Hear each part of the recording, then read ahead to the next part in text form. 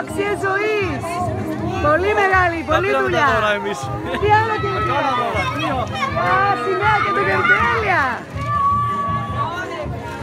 Α, τέλεια.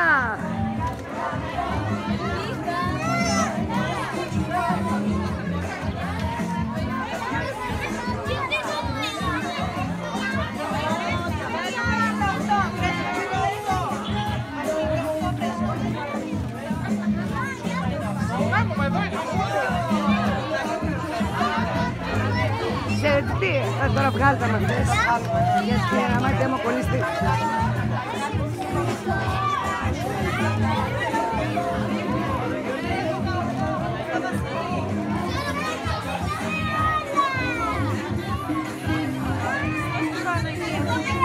Ποιον έχεις? Το ψάχνω τώρα. Δες και στα τραπέζια, εδώ. Να είδες, το σπιτάκι του σκύλου το πήρανε. Να το, ηφαίστειο.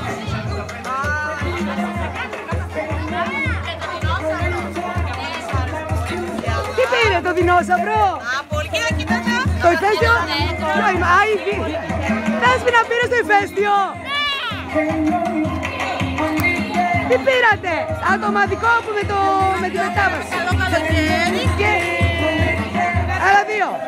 Α, αυτό το θυμάσαι? Είναι από την αγαπημένη σας γιορτή που είσαστε νοσοκόμες και φαντεράκια. Η ομαδική. Ναι, ναι. Ναι. Και το άλλο για να δω. Εδώ. Είναι οι κανόνες για το διαδίκτυο. Πολύ καλά. Μπράβο.